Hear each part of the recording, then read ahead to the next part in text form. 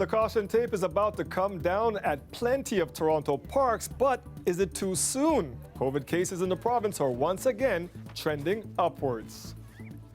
The City of Toronto is getting ready to open up hundreds of park amenities in time for the weekend. While the fields and courts will be open, permits remain cancelled, and the provincial and city orders on physical distancing in parks remain in effect. More than 850 park amenities will soon be available. By this weekend, the city is planning to open hundreds of soccer fields, baseball diamonds, and basketball courts, as well as 5 BMX locations and 14 skate parks. Now, some parking lots will reopen too, but if you plan to use any of them, the city says you must only play with people who are members of your household. Now, how will the city enforce that? Here's more from Mayor Tory. For good or for bad, I'm a lawyer, and when it came time to read the rules with respect to soccer fields and who could use them and when and who had to live together and how many people and whether they were on a team or a family, it was and remains a source of great confusion for us, to be honest. I think what we're really saying to people is that they're open for very casual use by people. They are not permitted to be used for organized sports of any kind, and that we do have to rely on people's common sense, personal responsibility, and good graces in the context of when they show up and somebody else is using it, and physical distancing.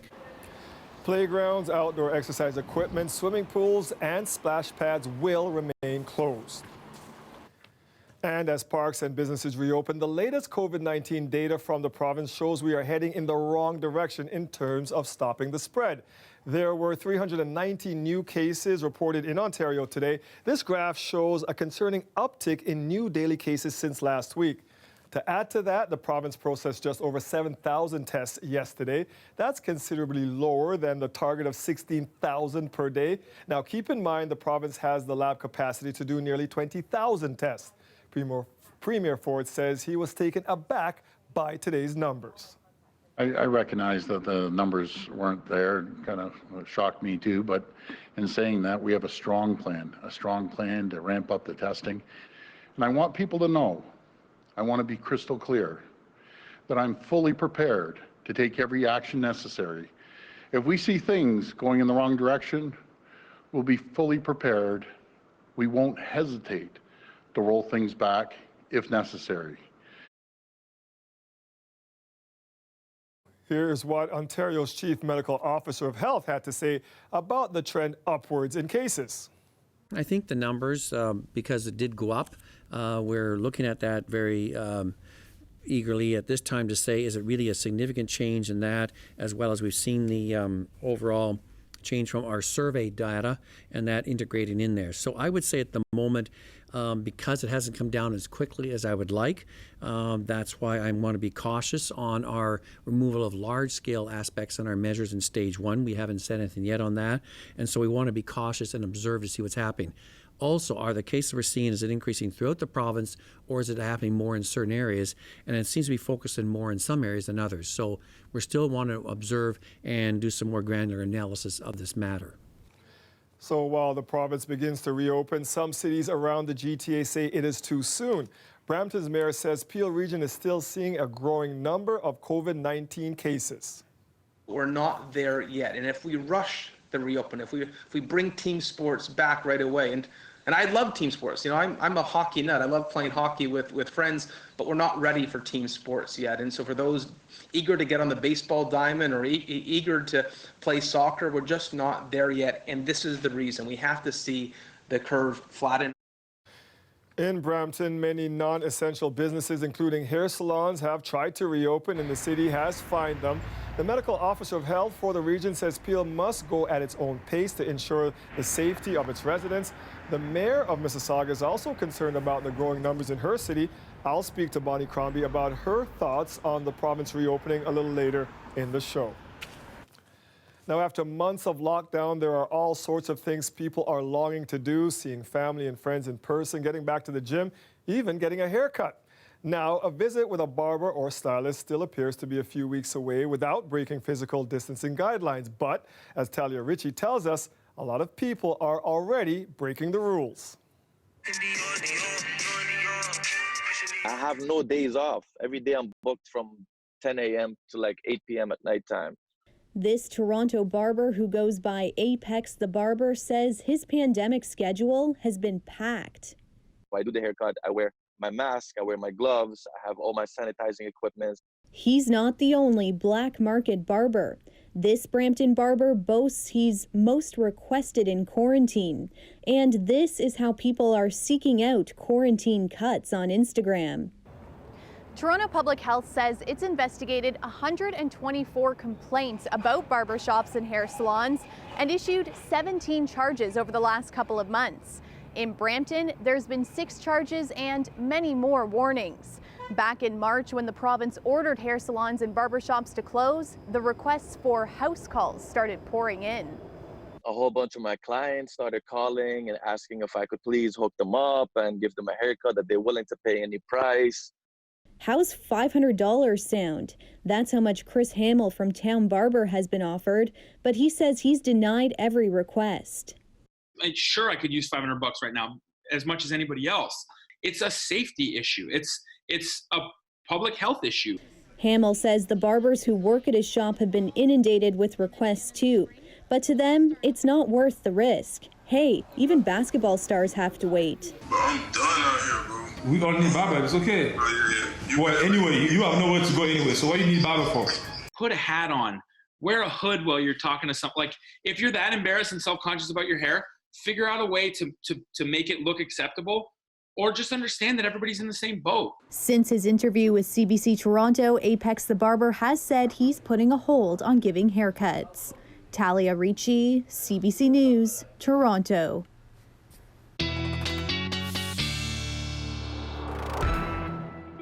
Call it, as much as we've been complaining about the cooler weather, it probably helped to keep us inside. Now that things are opening up a little bit, the weather's cooperated. Yeah, it's really nice that we are able to see certain things opening up again for parks and our dog parks, because with weather like this, boy, it puts you in a good mood, doesn't it? And it's certainly hard to stay indoors. And you know, we're going to have a nice evening here. The sun doesn't set till 8:41, so we've got some time to go here. And then overnight, hey, some stargazing. You can do that because we have some clear skies tonight. It's a mood elevator, I mentioned that. But notice our sun there, happy, but also wearing the sunglasses. So sunglasses are in order for sure. But the other thing we need to be mindful of, sunscreen. I know you can get burnt any time of year, even in cloudy conditions, but really the sun angle, as it's getting a little sharper towards us, and also we're exposing more skin because of the milder temperatures. Remember your sunscreen, all right? Above seasonal Friday. So tomorrow's going to be similar to today, which is kind of seasonal, and then the temperatures start warming up Friday, and then more so towards Monday. Daytime highs today, doesn't seem fair, but okay, not a bad day in Hamilton. 17 elsewhere, 19 and 20. Just again, because of that lake breeze, and you can see it here, a northeasterly wind, 33 kilometers an hour, 30 for Hamilton. And that means the temperature's coming down a little bit. It's 15 right now in Hamilton. Still a pleasant evening all around the GTA with those clear skies. So 13 degrees, coming down a few more as we go towards about 9 o'clock. Clear overnight, a low of 8. And there you go. Carbon copy. Sunshine again tomorrow, Dwight, and 19 degrees. Thank you, Colette. You're welcome. The weather update is brought to you by Train, the most reliable heating and cooling brand. We test, so it runs. Take advantage of special offers now. It's hard to stop a train. Despite the increasing COVID-19 numbers, stores across the GTA are reopening and more people are venturing out. And that means an increase in public transit use, which is promoting new guidance from the province tonight. Lisa Shing is live at King and Bathurst. And Lisa, the province is now strongly recommending people wear masks on public transit. That's exactly what the province is recommending, Dwight. We've been hearing this from Health Minister Christine Elliott. So far, it's been about grocery stores or other locations where you can't safely physically distance. And this is the first time we've heard this recommendation towards public transit. But keep in mind, it is just a recommendation. As Ontario's economy gradually reopens, more people are heading back to work, which means more riders on public transit. It seems most are wearing masks. We need to be protected. We don't know that virus. I think it's a smart thing because if you want to protect yourself and if you're not good with the social distancing. If they're wearing a mask, then I'll usually get on just because I know they're taking precautions. Anyone traveling on public transit, wear a face covering.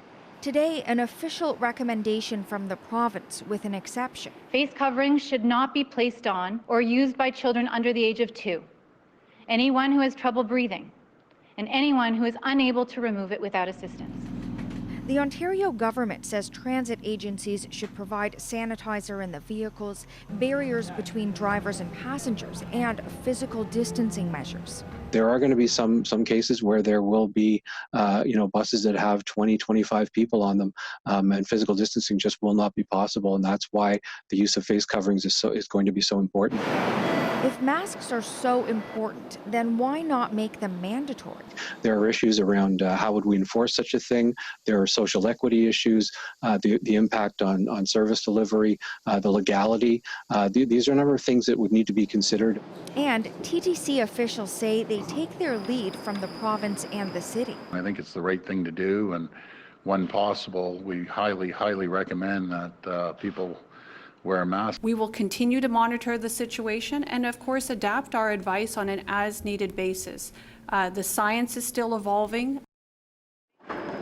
Now, the union representing about 12,000 transit workers in Toronto say they've been pushing for a mandatory mask policy from the TTC for a while now.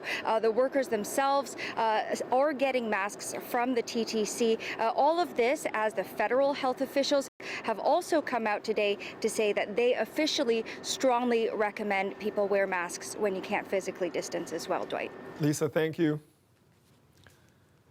A body believed to be that of a missing 12-year-old boy was found last night in the wreckage of a Markham home destroyed by a fire on Sunday. Crews had been searching through debris at the home on Burr Oak Avenue for the body of Aaron Hammond. Police say the coroner's office has been called in to confirm the identity of the remains. Aaron was believed to be in the basement of the home. His 2 brothers and his mother were taken to hospital, and they are in critical condition. A string of shootings last night has left 2 15-year-old boys seriously injured, and that's got youth workers scrambling to innovate during the COVID-19 lockdown. One worker says if they don't think of new ways to reach youth, their physical and mental health will be at stake. Alicia San has more. Always I hear shooting here, shooting that, I scared always. A shooting outside a housing complex on Grand Ravine Drive marked the start of a violent night across the city. Police arrived on scene with fire and paramedics and located a 15-year-old male who had sustained at least 1 gunshot wound, and located a second 15-year-old male who had also sustained at least 1 gunshot wound. That male was also transported to hospital and is also in serious but not life-threatening condition. Police say it was a drive-by. Witnesses say there was no mistaking the gunshots for leftover Victoria Day fireworks. It happens there so often, you kind of get conditioned to it. So fireworks kind of have more of an echo, gunshots don't. I mean, it's messed up. Like most of the people here are, people with families. Before it was even midnight, there had been 3 different shootings in different corners of the city. That's not counting the 3 other calls for shots fired where there was no victim found, and a man who took himself to Sunnybrook with a gunshot wound. It's not clear which scene he was connected to. After last night's gun activity, we've now topped the number of shootings from this time last year by nearly 15%. I don't know. I mean, we kind of call it, just summer in Toronto. With 2 of last night's shooting victims being 15-year-old boys, youth workers call it a troubling trend. It's the perfect storm for a spike in violence. With community centers closed, after-school programs canceled, youth workers like Sean Morissette worry about reaching the young and at-risk, stuck at home with nothing to do. You can't reach them on the phone because phone bills are being cut because parents can't afford to pay for the phone. If there's a spike in domestic abuse, there may be children witnessing the domestic abuse. When they leave the home, they're taking these behaviors with them potentially. While they think of ways to innovate their youth programs and police appeal for witnesses. I hope that there's somebody in the city or the government that's paying very close attention to these numbers and the spikes that we see and tie it back to all these other tentacles that we're seeing of behavior that come by way of being quarantined. Ali Chiasson, CBC News, Toronto. For so many of us, we're seeing how there's a different way to do things. Do we really have to commute an hour each way every day? The changes we've made during this lockdown have cleared the air and driven down emissions, but is it enough to make a long-term difference? We'll answer that question for you coming up.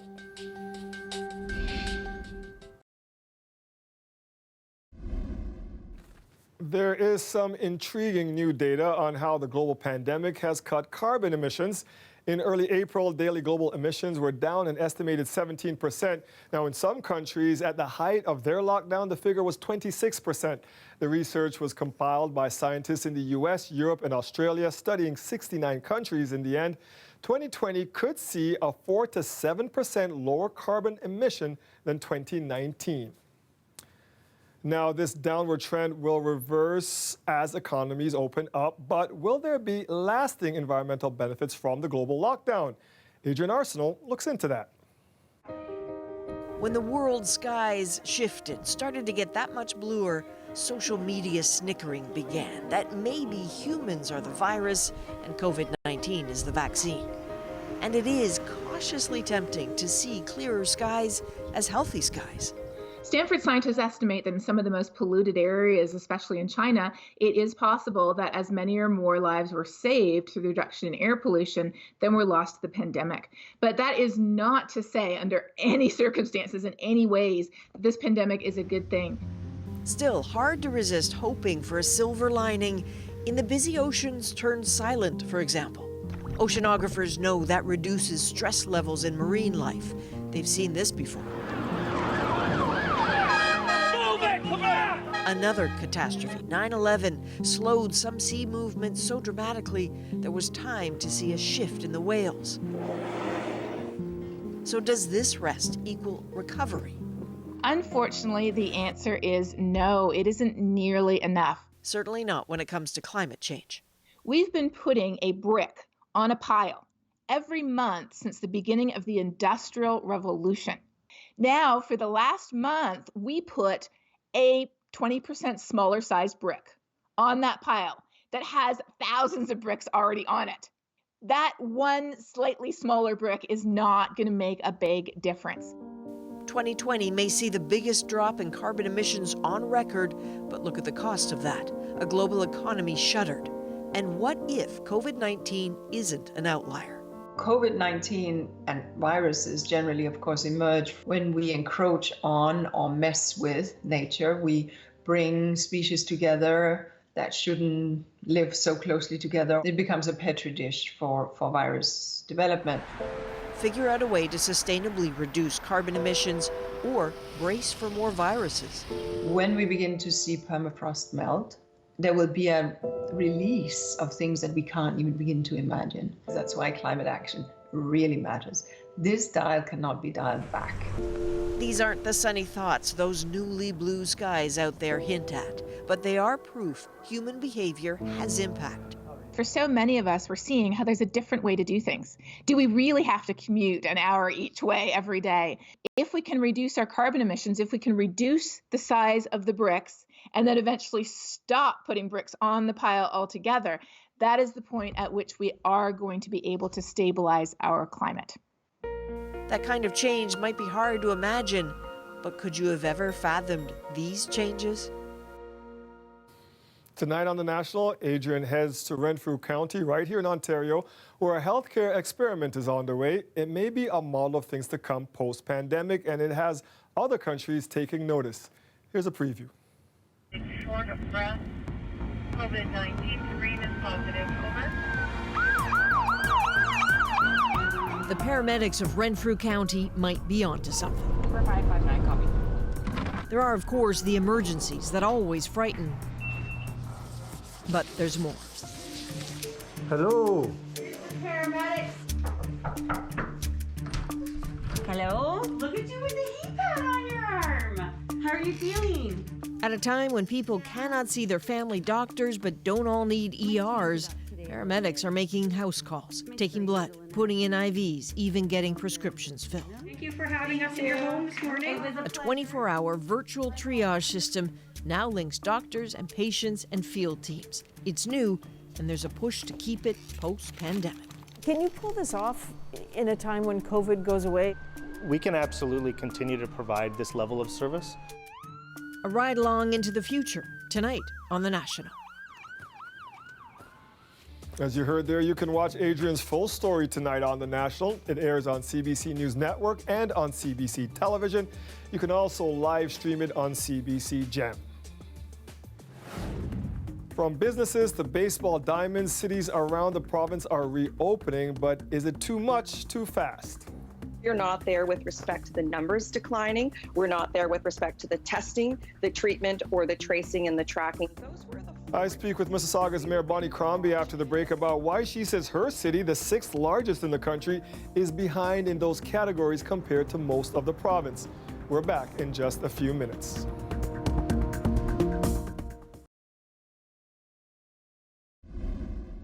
As Ontario opens up, the process will be different for cities across the GTA.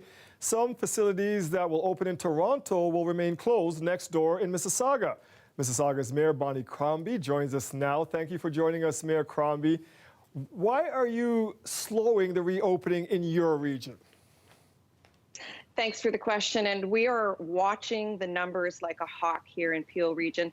And particularly in Mississauga, we've got advice from our medical experts, our Peel Public Health Officer, Dr. Lowe, and also the CEO of our hospitals, Michelle D'Emmanuel, who operates our 3 Trillium Health Partners hospitals, that we are not there yet. We are not there with respect to the numbers declining. We're not there with respect to the testing, the treatment, or the tracing and the tracking. Those were the 4 indices that we were given to watch, and that would allow a proper reopening of our economy. And we aren't. Our numbers are starting to plateau. They are certainly not declining, not yet. We're not doing ample testing around the province, particularly in Peel.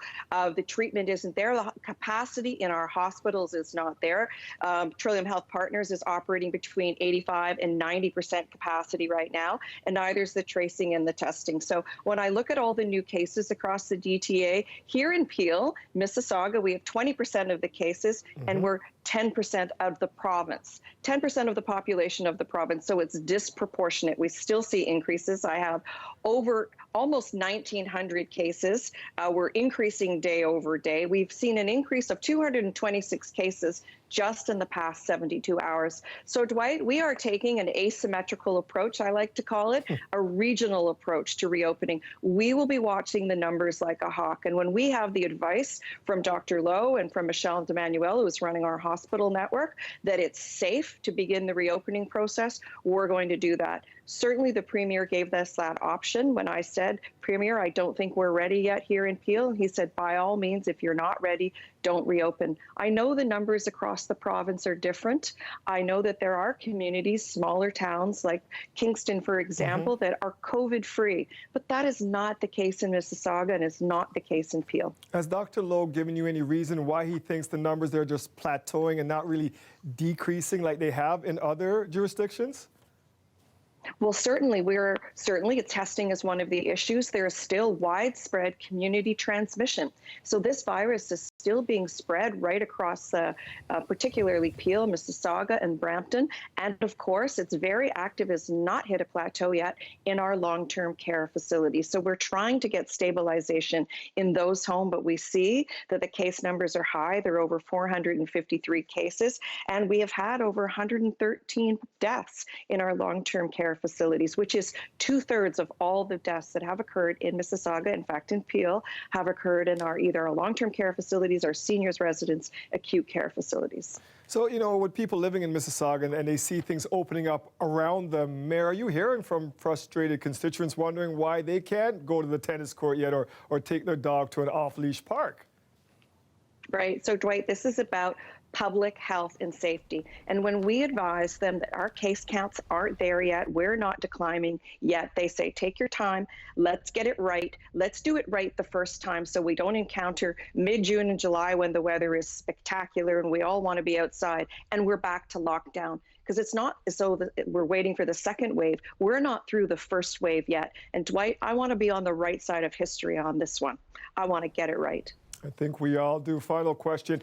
Are you confident, Mayor Crombie, that people will listen to you as you go slow with this reopening? We saw what happened with the fireworks last week, and they were banned, but they were still going off.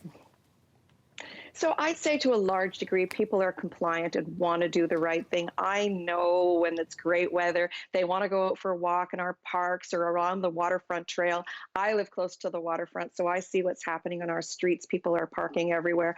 We issued 75 tickets for illegal parking on that beautiful Saturday last week. My advice is go for a walk, keep safe physical distance, and please, if it's a busy path, turn around and go home. It's safest to walk around in your own community. Go for a walk right in your own neighborhood. Mississauga Mayor Bonnie Crombie. Mayor Crombie, thank you for joining us. We appreciate your time. Thank you for having me, Dwight. Many clothing stores around Toronto are back in business as part of the province's first phase of reopening, but the shopping experience isn't exactly what it used to be. Retailers are taking extra precautions to keep customers and employees safe. Our Greg Ross went suit shopping today. We're just pinning the pants here from the top of the leg all the way to the bottom. Suit Supply in Yorkville is still fitting customers for suits since reopening yesterday, but they're taking every precaution to do it safely. Let's say we want to let out the jacket a little bit. I can get in and have full access to his side seams here. But retail supervisor Greg Milstein is still separated from the customer, thanks to this new full-body plexiglass shield they've installed. You're still able to do what you normally do when it comes to measuring, but this keeps you safe.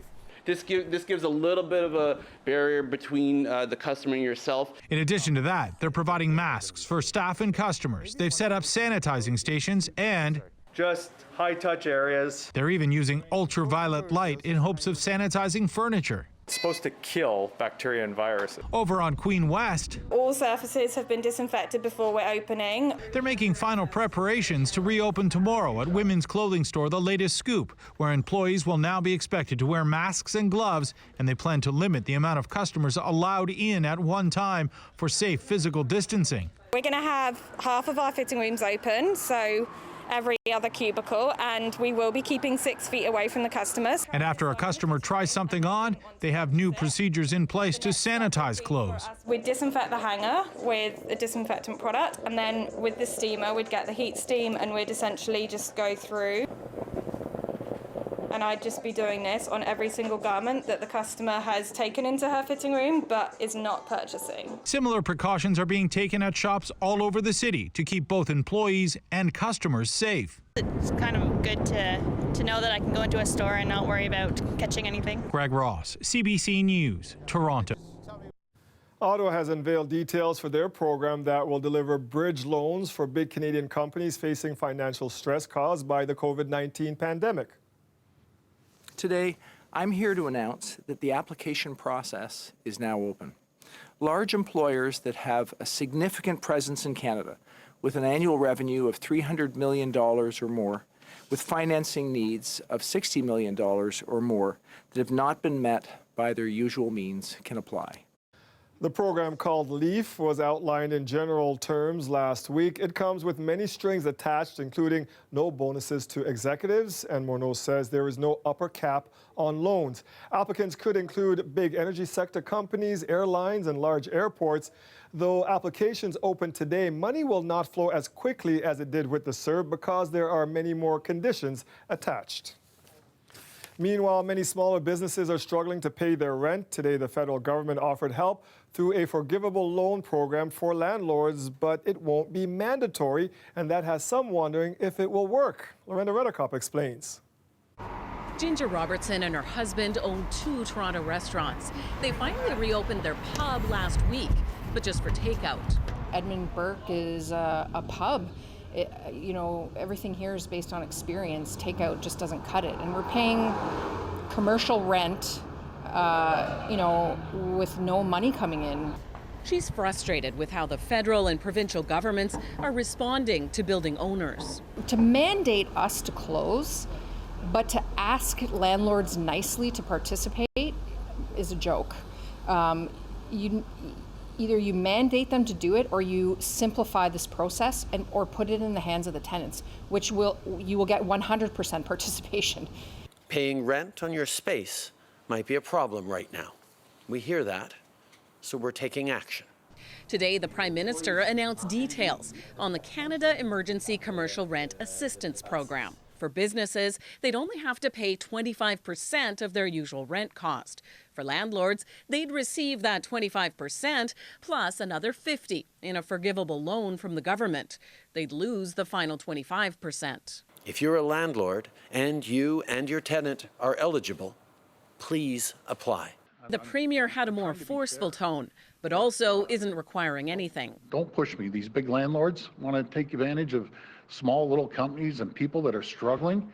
I'm going to come down on them like they've never seen before. Cooperate. The Canadian Federation of Independent Business isn't convinced this program will have much pickup. You think about your dance studios, your gyms. These businesses are desperate for rent relief. And today's announcement isn't much comfort because for many of them, their landlords have already said they will not be applying.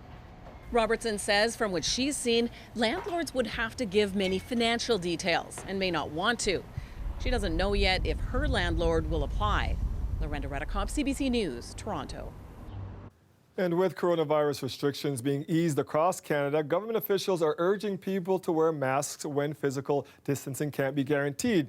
Ottawa today updated its guidelines for wearing a non-medical face covering from a suggestion to a recommendation. And as Julie Van Dusen tells us, the Prime Minister is practicing what they are preaching. Expect to see more of this, the Prime Minister wearing a mask. He had one on as he arrived on Parliament Hill and as he headed into the House of Commons. Once I am at my desk in Parliament and 2 meters separate from everyone else, I will take off my mask so I can engage in parliamentary discourse. As the economy tentatively opens up across the country, more people are out and about, shopping and taking public transit. This woman says wearing a mask just makes sense. Hopefully they will become more available and more accepted and more people will wear them.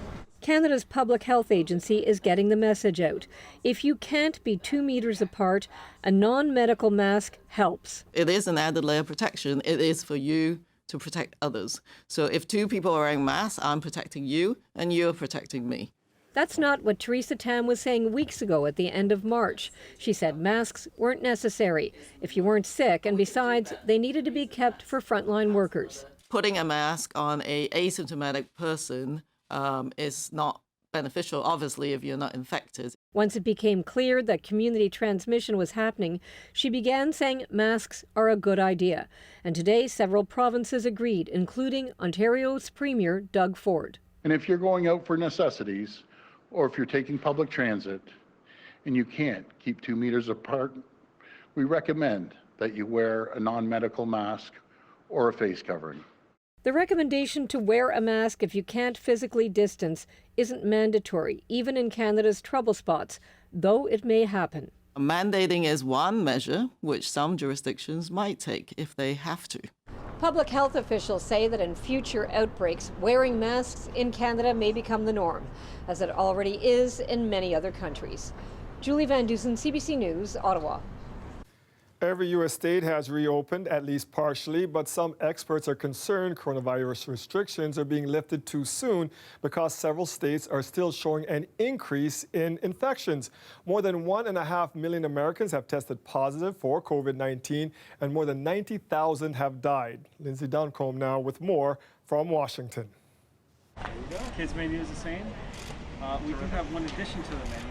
The latest state to begin to open up its economy today is Connecticut. And there, people will be allowed to go to restaurants, but only outside, only patios, and people cannot gather in groups larger than 5 people. Some cities, particularly densely populated cities, remain pretty much locked down. In terms of the overall situation in the United States, the coronavirus White House Task Force coordinator says things are looking up. Deborah Burke says that key indicators such as the number of deaths and the number of hospitalizations are largely down. However, there are some areas of concern, places where the metrics have plateaued instead of decreased. She identified those areas as being Los Angeles, Chicago, and the larger Washington, D.C. area. So as we get closer to the long weekend, Memorial Day in the U.S.,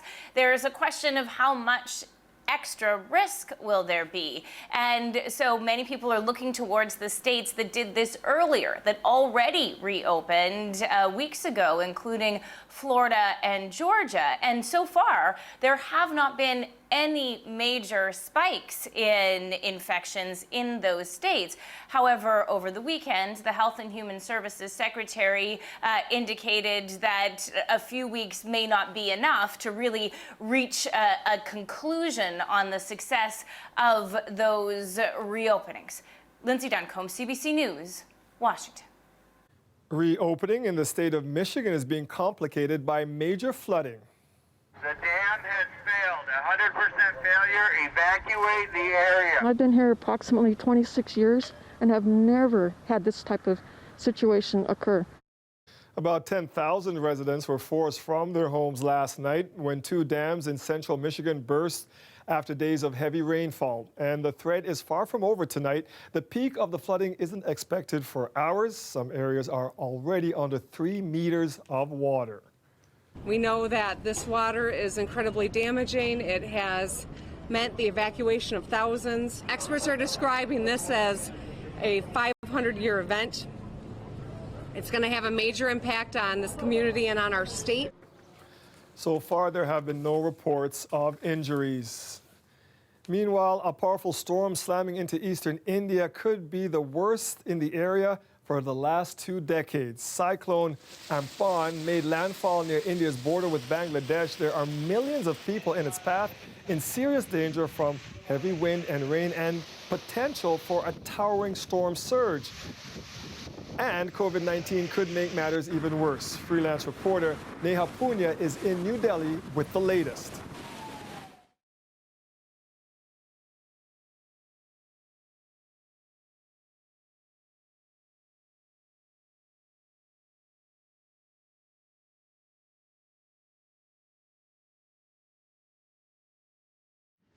Given a bag, you choose whatever you want. You fill it up with tacos, burritos, pickle, lemonade, cotton candy, popcorn. You fill it up with whatever you want. Your essential produce, your alcohol to go. Everything is sold to go. And then what happens is you pay once via credit card on the way out.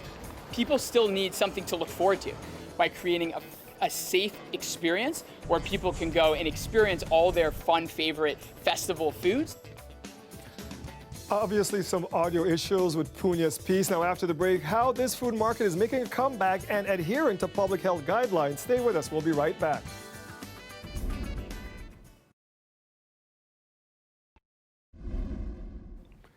If you miss going out for a quick bite, this next story is for you. Toronto is getting its first social distance to go food market, packed with lots of takeout options, including margaritas and C&E style favorites. Opening this weekend, El Mercado will be a way to treat yourself while still staying safe. People need a fish head taco and pickle lemonade right now. People need something to look forward to. People need something to talk about. We've owned a concessions company for the last 10 years, which travels to fairs and festivals across Canada and the United States. And once COVID hit, the season was completely canceled. So we were looking at what type of ventures we can do. And at the same time, Barrio was closed down as well. So we actually came together to create what is now El Mercado, something for the community here.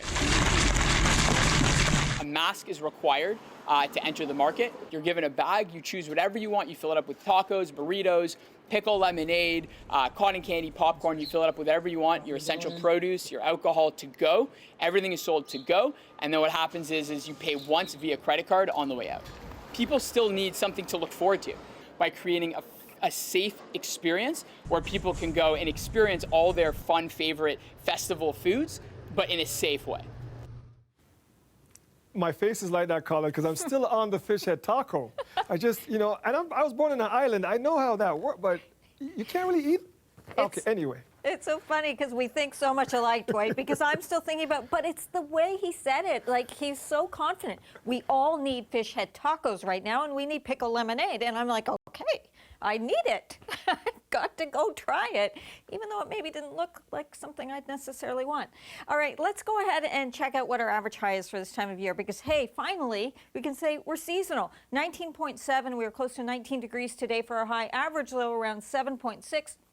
we're seasonal with the overnight lows too. So these are the current temperatures. Still a very pleasant evening. We've got a few more hours, well, not quite, but close to it, of some daylight here before the sun sets. So you can enjoy that once it does. It's going to be a night where you can take in the stars because we've got clear skies ahead. Now, the winds off the lake have still been kind of from the east to northeast for Hamilton, and that's been a little cooler, and why your temperature, as I've been mentioning, has been a little bit cooler than what we're seeing elsewhere around the Golden Horseshoe. But what we're seeing all around are these clear conditions with all the action to the south, not just of Lake Ontario, to the south of Lake Erie.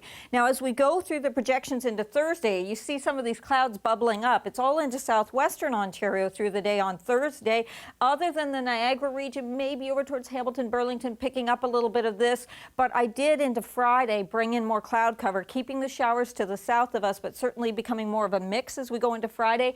And then it's later in the weekend as we get towards Sunday, we'll have more of a chance of maybe seeing some scattered showers there into Monday. And with the humidity on the increase, the air becomes more buoyant, and we could get into some of these more summertime like thunderstorms. Your temperatures tonight, very pleasant, 7, 8 degrees for those overnight lows, and pretty similar to today with our daytime highs for tomorrow. And with that wind not as strong coming in off the lake, it's still cooler near the lakeshore, but your temperature should go up a little bit warmer for Hamilton for tomorrow. Toronto up to 19, Friday 22, and then there's not a lot of agreement here, but it does seem as though we're going to get into some warmer temperatures as we go towards the end of the weekend and into Monday, Dwight. Certainly looks that way. Thank you, Colette. You're welcome.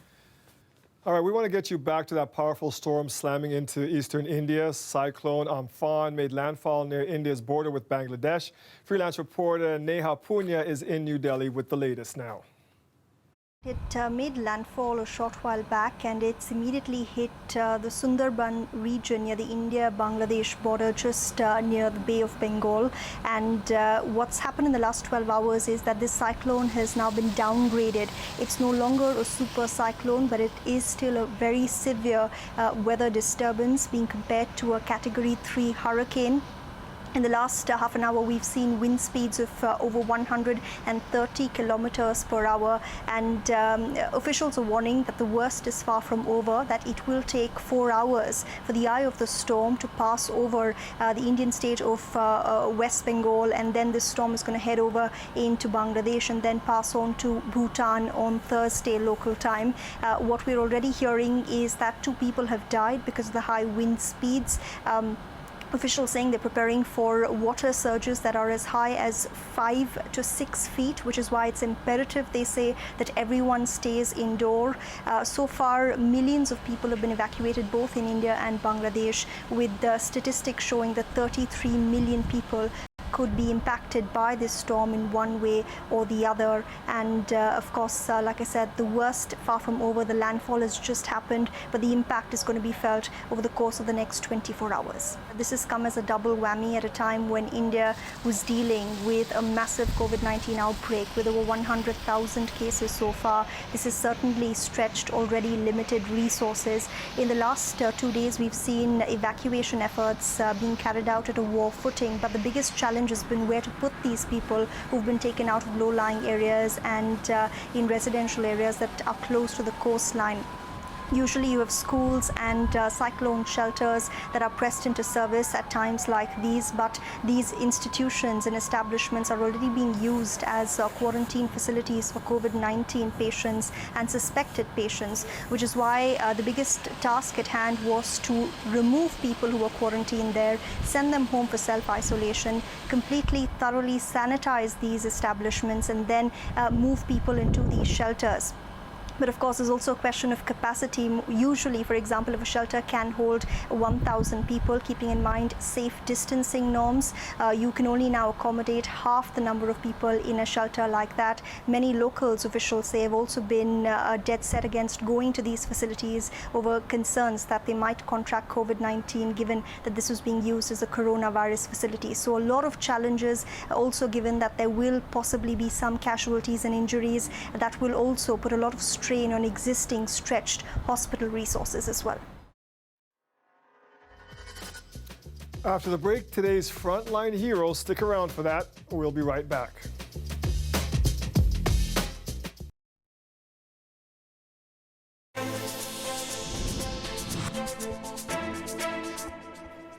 Dr. Michael Sklar is a resident physician in critical care at the University of Toronto, specializing in anesthesiology. His sister-in-law, Alana Handelman, says he's responsible for some of the sickest patients diagnosed with COVID-19. With his expertise in anesthesia and critical care, Sklar is often helping with ventilators in the ICU when he's not working with his patients. He's also doing research internationally to find out how COVID-19 affects the lungs. In an email, Handelman says he is a compassionate and kind physician and ensures patients' families remain actively involved in their care despite challenges presented by the new restricted visitation policies in hospitals across Ontario. So, Dr. Michael Sklar, thank you for everything you are doing. If you would like to share a story about your frontline hero, message us on Twitter or Instagram at CBC Toronto or Facebook, or email us at torontotips@cbc.ca. He's gone from captain to colonel and now Sir. Tom Moore, the Second World War veteran who raised the equivalent of $52 million for British healthcare workers, will receive a knighthood from the Queen. The nomination came from Prime Minister Boris Johnson, who called Moore a beacon of light through the fog of the coronavirus pandemic. Moore's fundraiser started with a pledge to walk 100 lengths of his backyard by his 100th birthday, and the world celebrated with him last month when he reached both of those milestones. Because of the pandemic, there's no date set for an in-person knighting ceremony. That is so cool. We had a story when he started it, and it's so nice that he did this, and now he's going to be a Sir, Colette. Yeah, I love this, following along with his journey. It's absolutely incredible. Some great news there. Some great news with our forecast, too. Boy, oh boy, this evening, temperature coming down a little bit, down to about 13 degrees as we go closer towards 9 o'clock, and the sun will be setting there at 8:41, so the sun will be down by then. And then overnight, clear skies, low around 8 degrees, and we're going to start off with a really nice temperature around 8 a.m. It'll probably be about 11 degrees. It's pretty mild if we're into double digits. And certainly it's mild by tomorrow afternoon. Much like today, we're going up to 19 degrees. And I'm your mother right now. Don't forget your sunscreen, because I know we need it all year long, but really that sun angle becomes sharper now, and it's something I've seen people in shorts, going towards shorts and things like that. It becomes very important, Dwight. They were wearing shorts when you were giving out frost warnings, Colin. Well, Thank you very much. That's also true. That is our show for tonight. Thank you for joining us. Mike Wise has your next local news tonight after the National at 11. We will see you back here tomorrow at 6.